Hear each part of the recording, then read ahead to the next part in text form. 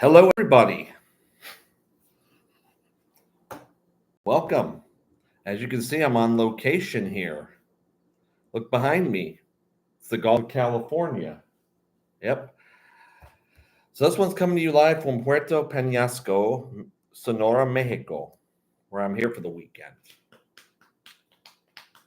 Now, I'll tell you what. I've realized having this kind of a vacation is always the more, well, I wouldn't say boring. It's exactly what I need is boring. I need a vacation that thought I'd have you see us better. You might even hear the ocean slapping behind me. Anyways, I need this kind of vacation. I swear to you, I go to these places where I stay on the beach. I don't leave the house for I don't leave the hotel room for the morning, and then I go do things in the afternoon. So for anybody watching this, this is the life. As I'm telling you, the 2 full days I'm here, which was today and yesterday, it's like I nap and then I go out to eat, maybe go to a few little places here and there. This was a milestone as it was the first time in my life I've actually driven my car into Mexico, which wasn't that bad. I just had to remember I had to have Mexican auto insurance, which I do. And I have just don't bring anything stupid in here. Now, of course, the first place I end up is, I don't know what you would call it, 'cause I don't really think it's downtown Puerto Peñasco. And by the way, a lot of people call it Rocky Point because that's almost a literal translation of Puerto Peñasco. But it's your typical Mexican tourist spot. Apparently, this place got started because there really wasn't anything here, and then except for the beach and maybe some houses and a few little things, but there were no hotels whatsoever. And people used to come down here for spring break and camp on the beach. And that's when all hell broke loose eventually. Seems that way right now because I'm telling you right now, they've got, well, where I am, I'm east of town, staying in my villa. And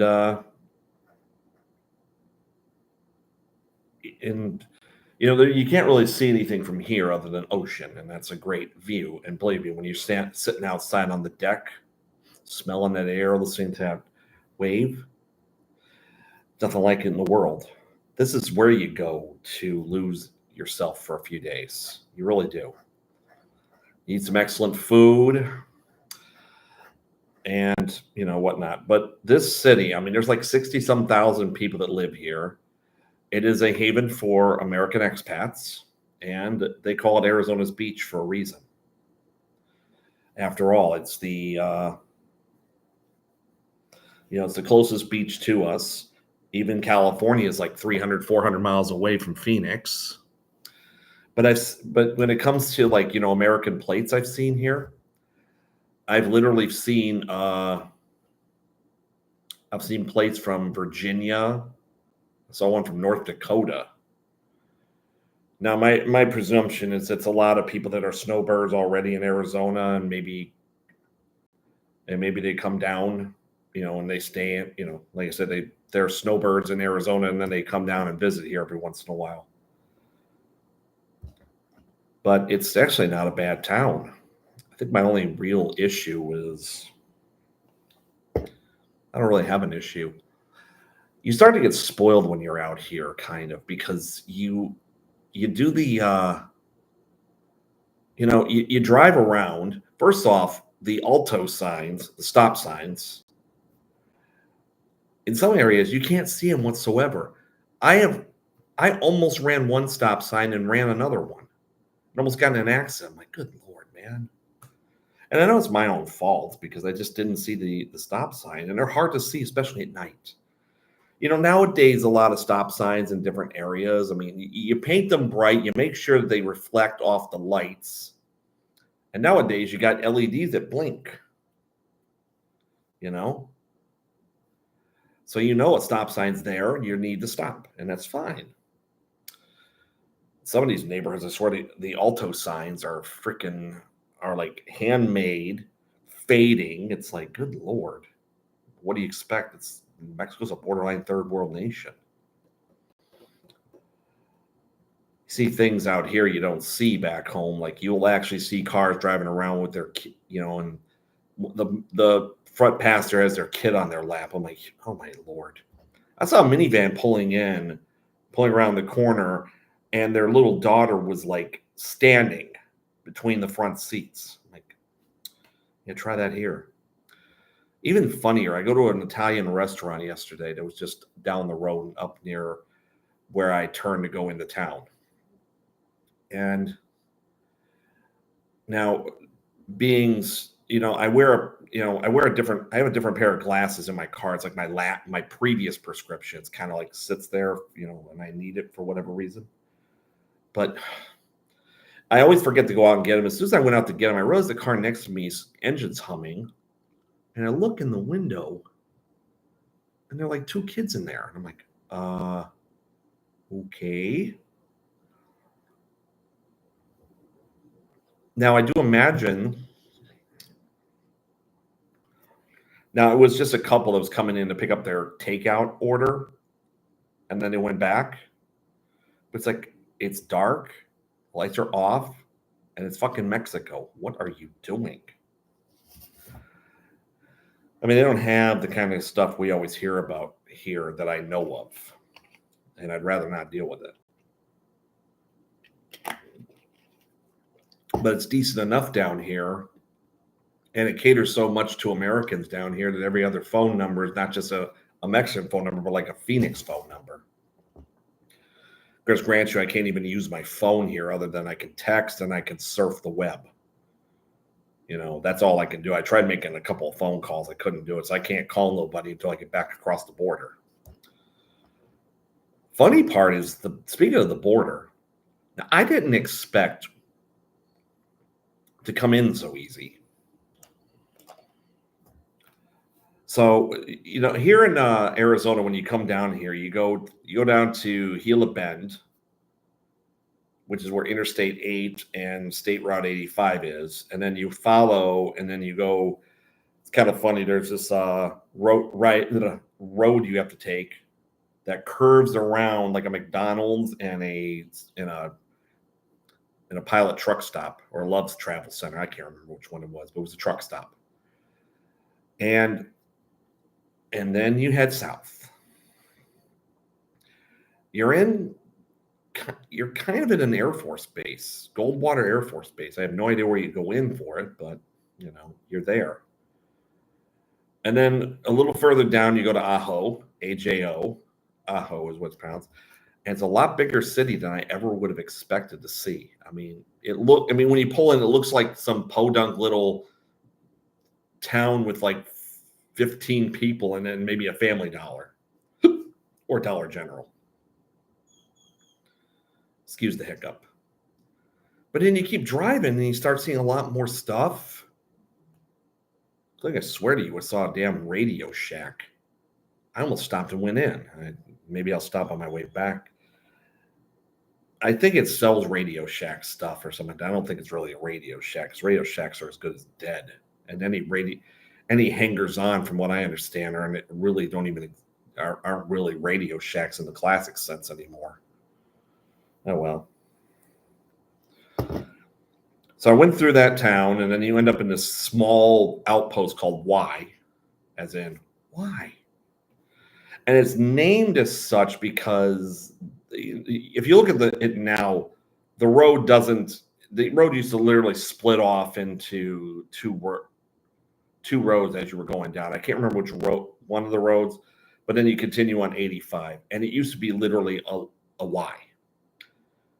And when they incorporated the town, or whatever you call it, they wanted to just call it the letter Y, and they weren't allowed to. They had to have like a name with at least 3 letters. So they said, okay, we'll just name it WHY, and hence Y, Arizona.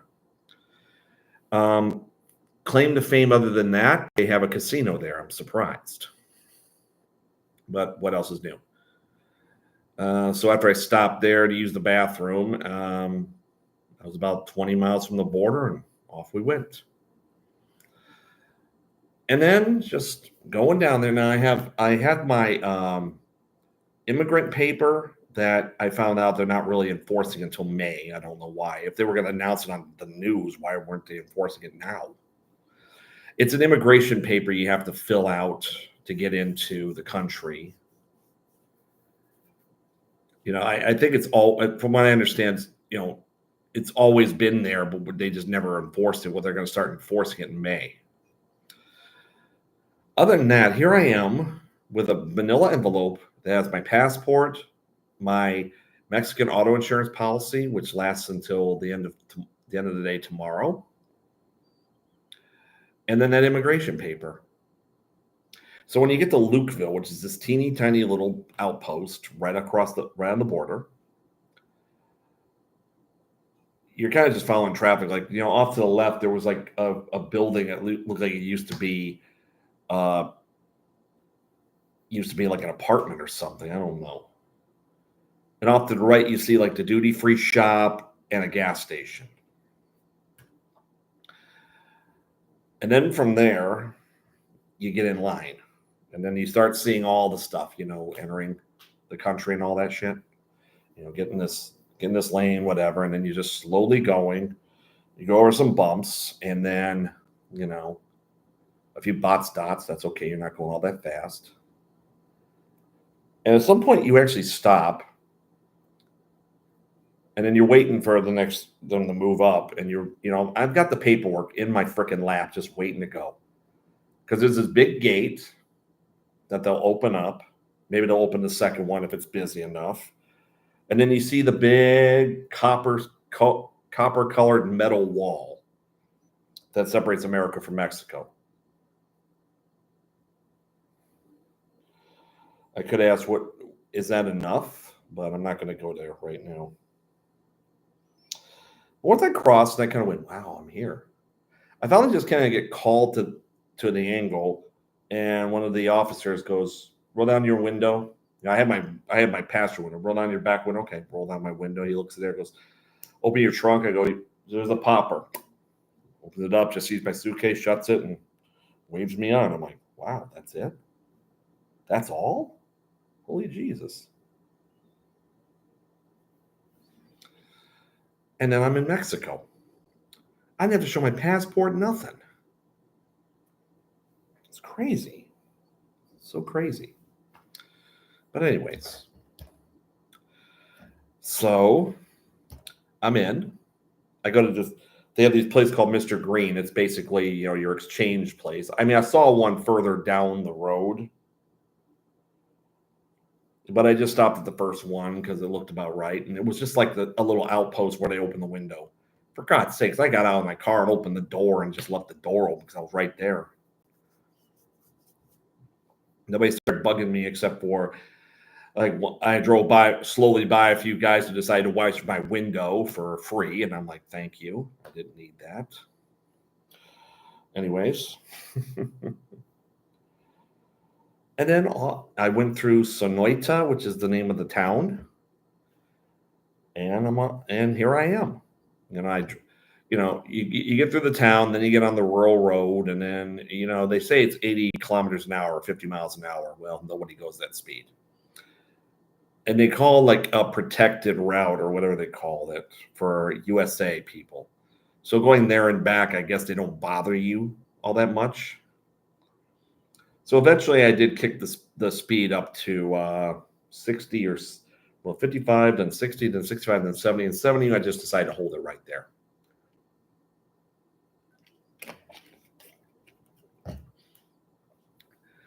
You get in town, and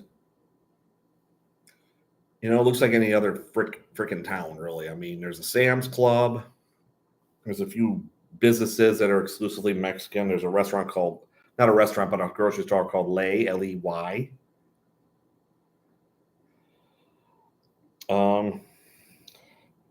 There's a convenience store called Oxxo, O-X-X-O. Makes me think of hugging and kissing. I don't know why.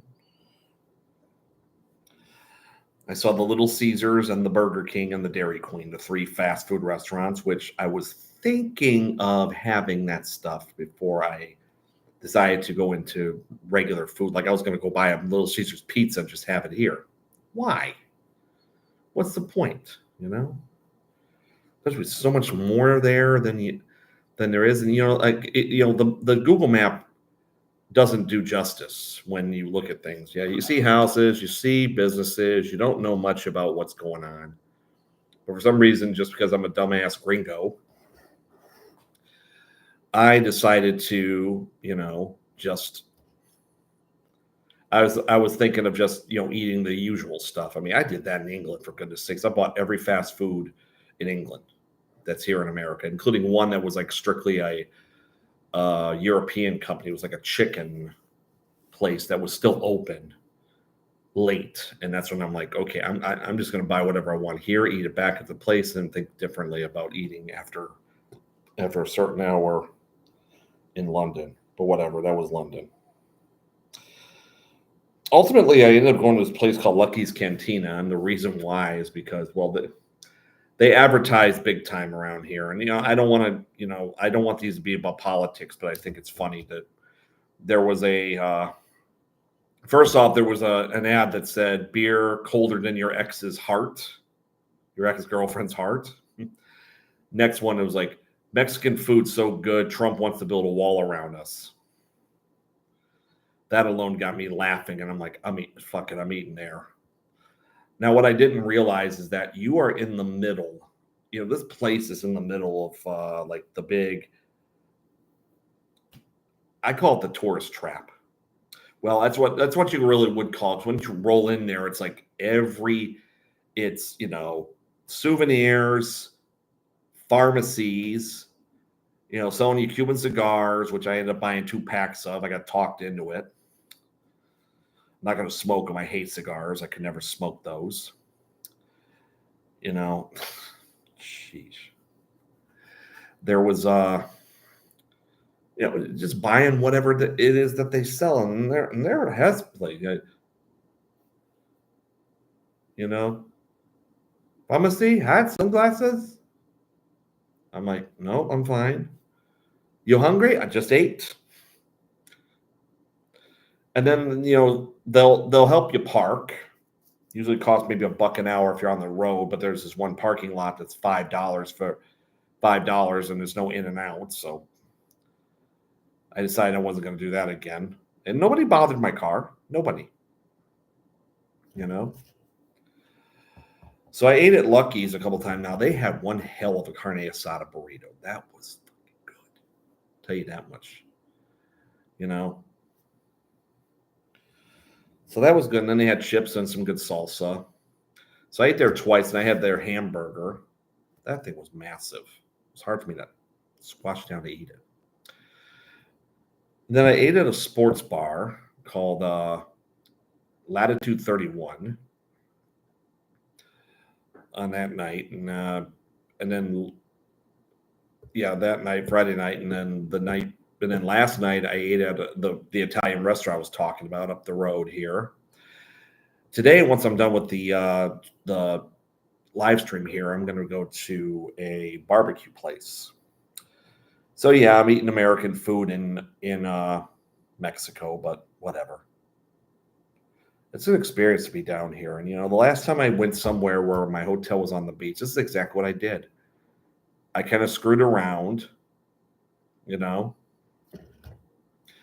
out to the beach a couple times, maybe went to the pool. There's no pool here. This is like someone's personal like hotel. It's not really a bed and breakfast, but there's like 8 rooms here. There's like 6 of them. They're all kind of the same. Then there's my room, which is meh. I'm not going to turn anything around, but I have kind of a kitchenette where I have a microwave. I got a Keurig. I got a hot plate. In fact, I have my pan and my spatula because for some reason I was thinking about ordering, like maybe buying some eggs and cooking like 2 eggs every morning or something. But no, I was too lazy to do that. And I eat good when I'm on vacation. So a lot of times I'm often only eating like 2 meals a day. Well, that makes me want to ask someone. Bring.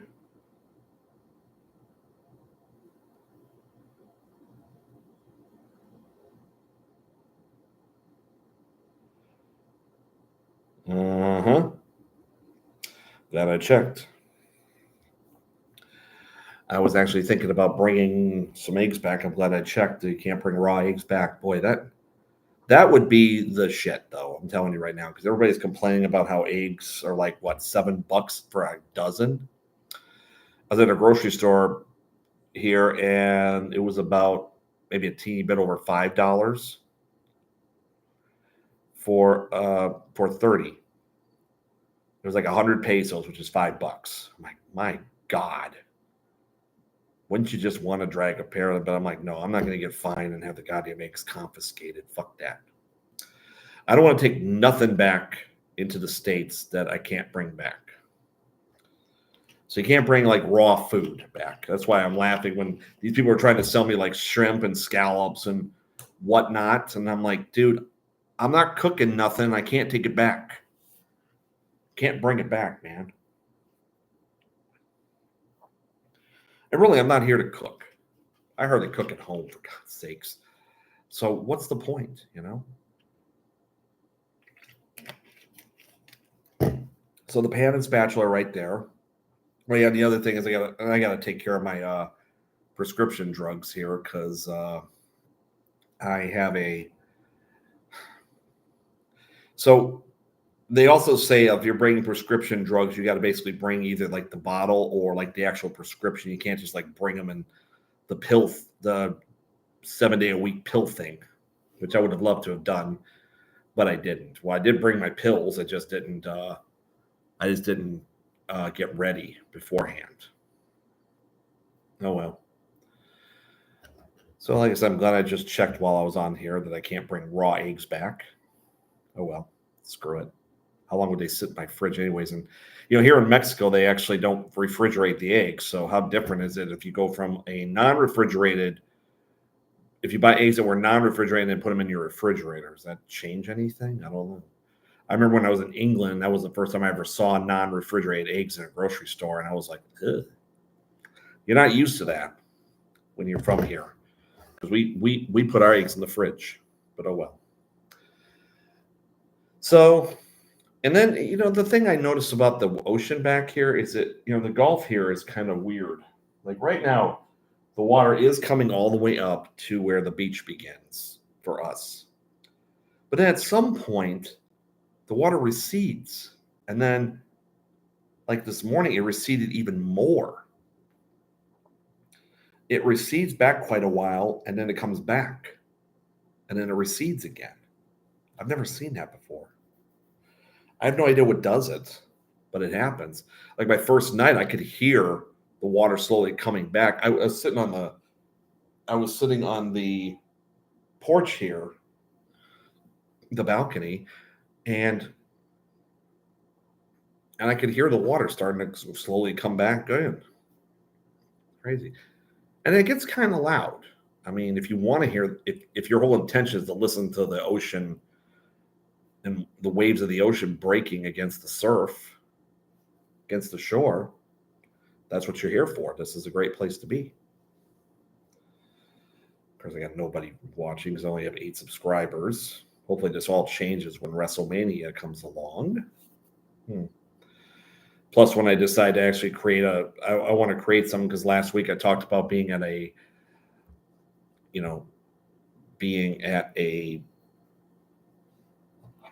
my broadcasting school years ago.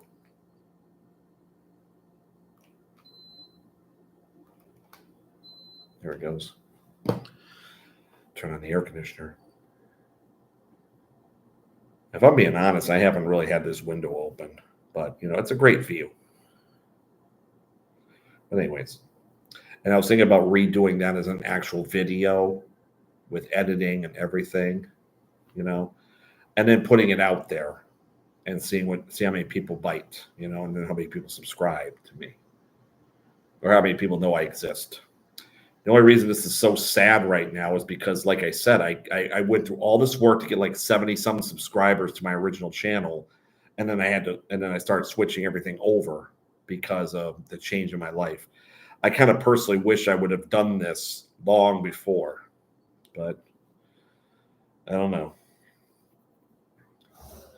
Anyways, things in my life that have changed as of late, and this is really cool about why I'm out here, because it kind of gives me a chance to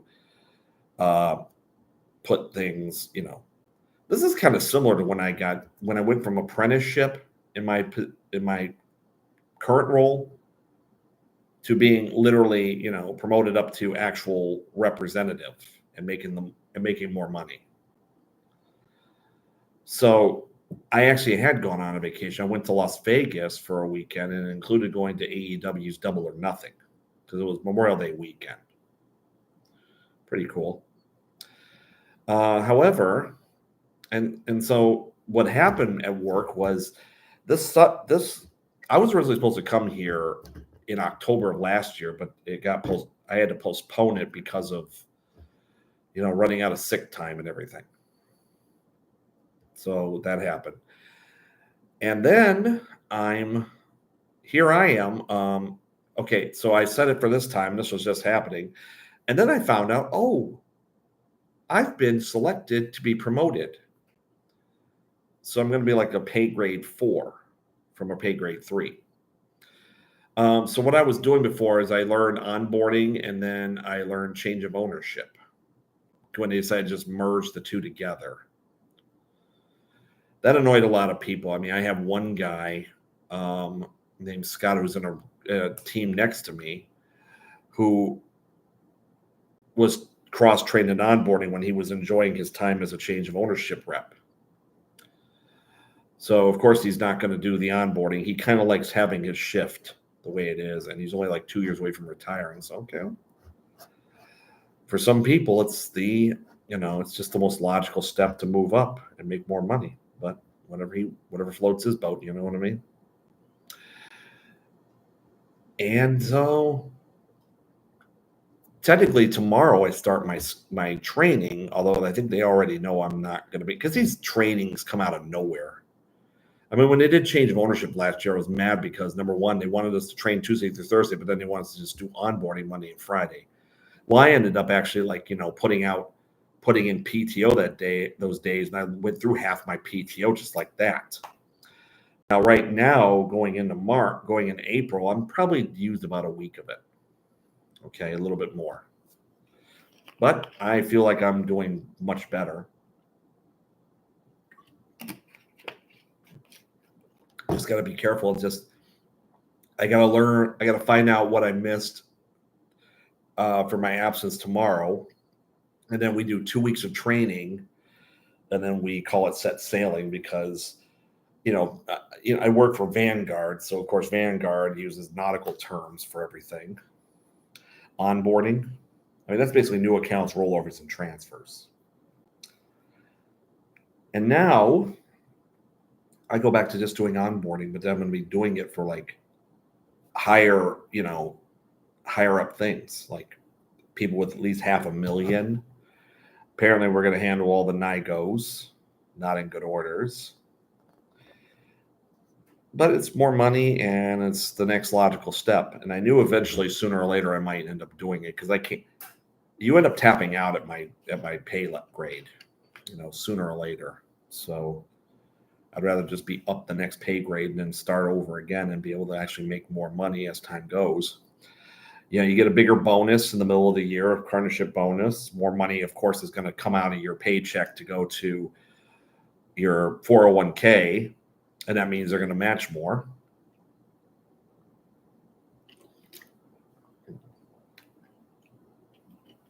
Sorry.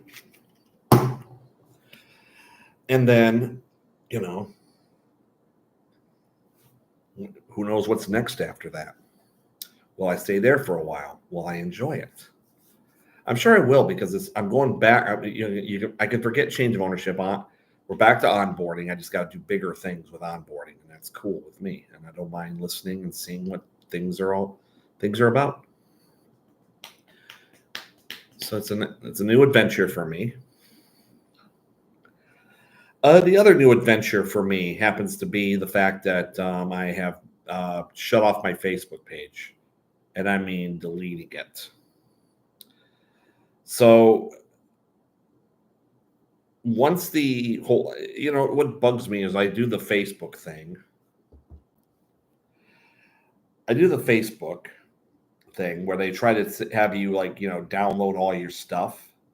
I have no idea if it's ever going to be downloaded. I didn't know what's going on. I just finally said screw it and torched it all. I hate that. I don't really want to, but I'm getting too drawn into everybody's politics. I don't want to talk about it. That's why I didn't even really want to talk about what little I did coming into this place.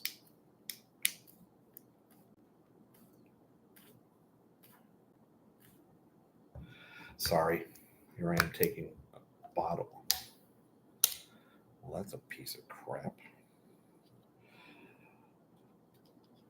Let's try to take this off. It's a bottle of Mirinda. It's orange soda.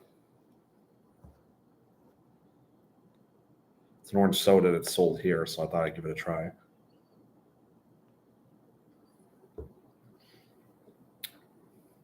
It's not bad. I'd rather have Fanta, though. But I'm just done. Facebook has become very toxic, and I don't even know if I'm going to be able to survive. Excuse me as I get something. I'm doing things as I go here.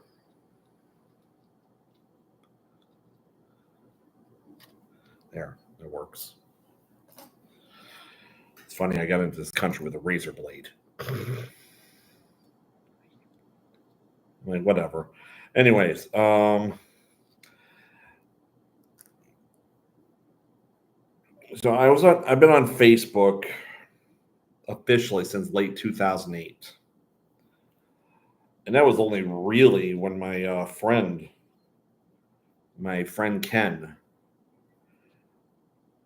he somehow managed to find me on Facebook, and we talked for a little bit, and I came to life on Facebook. I got his phone number, and we started talking for like 2 and 3 hours. Yeah. And that was the start of my Facebook. So I started friending people and finding myself opening up to seeing other people. And I was still a tad in an emotional wreck to the point that I almost didn't want to talk to anybody because I knew it would make me want to bring up the past like I normally do. Well, it is what it is. I mean, it's something I did do. I mean, I even friended my band teacher at some point because at some point we did have an olive branch, so I left it up there for a while. I won't go into that, but it was like, here I go going hard on Facebook from 2008 till about 2021 when I actually took a 2-week hiatus from it. I was suspended, so I was forced into one of the weeks. The second week was just me personally choosing to. So I went out to California for about a week driving around and not really updating my Facebook page of any kind because it was shut off temporarily. And then once I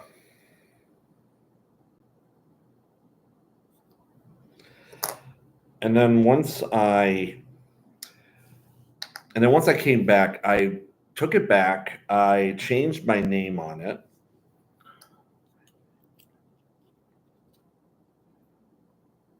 I did what a lot of people do. They changed their name a little on their websites,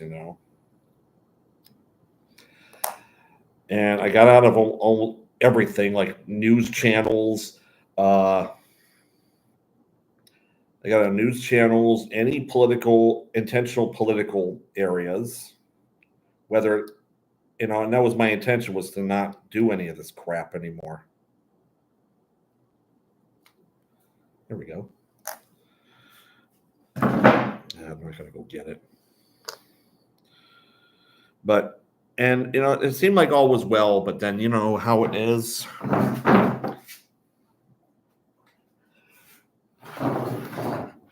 You know how it is. They always got to suggest a freaking page for you, and then select follow, like, whatever the hell it is, and it's always something. It's always something. It's always a news channel. It's always a freaking. You do good at trying to stay away from it, but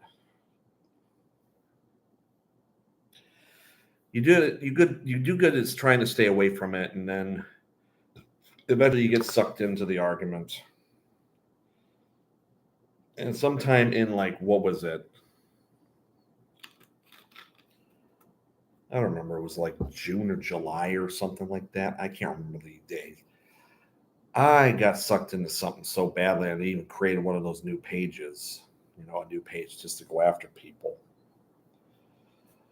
And it just got wild until I finally just got shaken from all of it. I mean, completely shaken.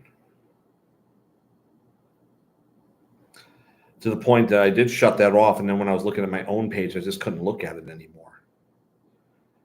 And I said, okay, I don't know whether I'm going to get rid of this, but I'm going to have to just get off this once and for all.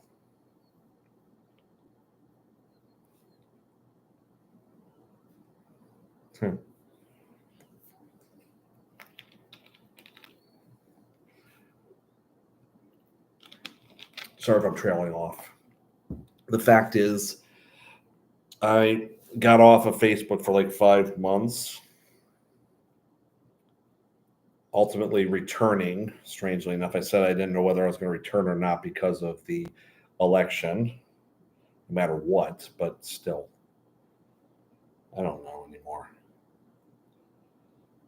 And then I made this declaration to some people that I am shutting down my Facebook page. I'm going to try to reopen it back up because I'm probably going to need some social media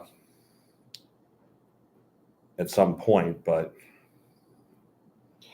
I only am shutting down the Facebook page, as it were, first, because apparently I can't open up 2 Facebook pages, and I ended up changing my phone number because I couldn't even start a new like the email address I'm going to be using for this ended up becoming prohibited verboten by Facebook because I tried too many times to start a Facebook page under it without I think because at the time I was trying to do JLAND, and then apparently you can't do and or ampersand or something.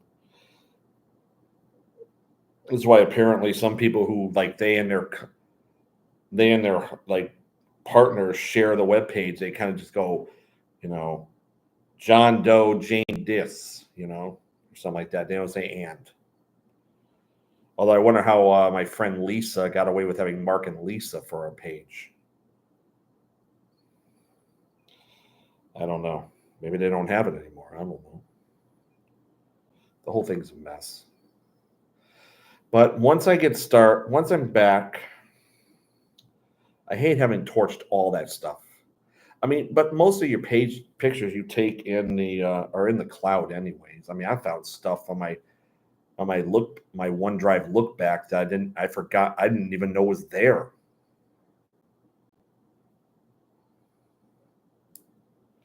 One of them was this stupid, I don't know what we were doing, line dancing or the Cuban shuffle, or the Cupid shuffle. Is it Cuban or Cupid? I can't remember.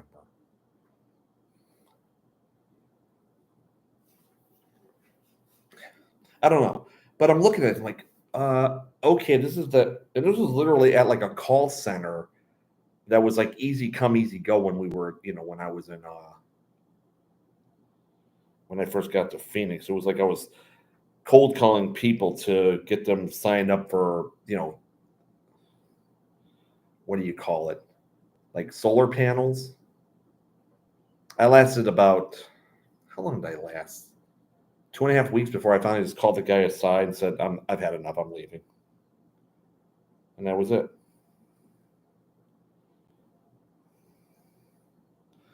I mean, it's just a part-time gig. I was just looking for things. I didn't know what to do, but that's where it was. Oh, well. But, so you find things you didn't even know were up there. Hell, I found pictures of me and my last girlfriend when we were when when we took pictures of, someone took a picture of us butt naked when we were on a nude beach. Yeah, full disclosure, sure. I will not post that. But anyways, so I'm sure everything's there. I'm sure. I mean, I'm probably gonna post things about this when I return. But and then maybe I'll go back and look for stuff from the past and put it back. However it all works. However this works. Facebook is not something.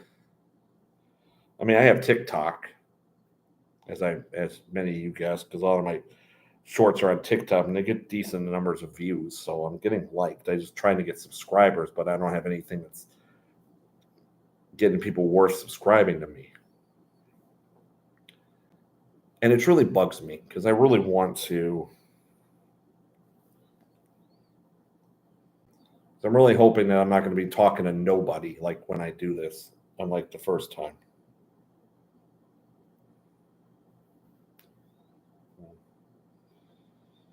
And you seeing me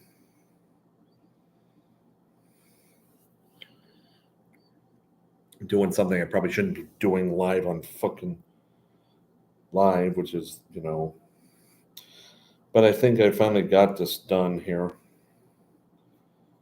I think we finally got everything done here on the tattoo. We'll see. Anyways, so I got about another 20 minutes or something like that if I'm going to make this an hour. But, things are looking up. I don't have to worry about, I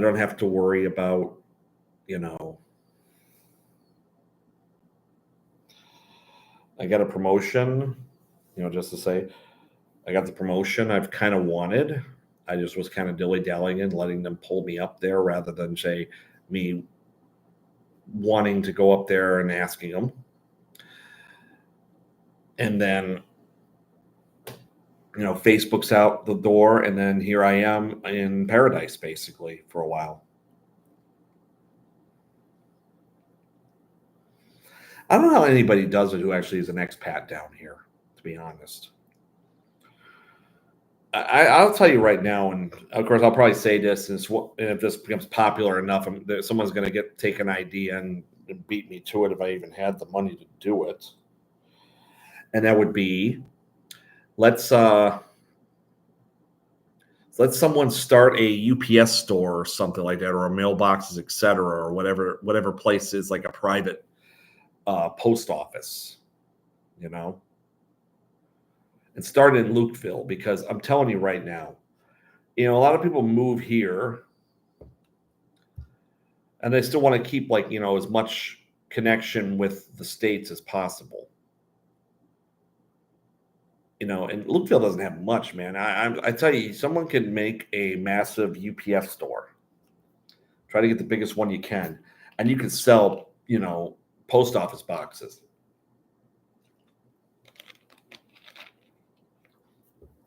To people, because it would be a physical address. Because the UPS, it's not like you're not sending it to P.O. Box 123 Lukeville, Arizona. You're sending it to, whatever the address would be, and a number, whatever your P.O. box is. And then Lukeville, so it'd be like a regular physical address, and that would be great. And then every week you go up and get whatever mails come to you up there. Because you're not really going to get a lot of stuff here. Apparently the Postal Service in Mexico is not to be trusted whatsoever. Oh, well. But that's about it, because I'm telling you, I did say I was going to do this. I don't know how many people are going to be watching this later, but it's going to be up. I'm going to go ahead and call it early here, because I've already talked about as much as I could. I talked about my adventure down here so far. Yeah, and I forgot to mention, I call it the harassment zone, that whole touristy area where all the vendors are and such, because you can't walk without anybody pestering you. Anyways, well, so here I am. Before we go, I will get up and let you see the ocean. Have a good day, everybody.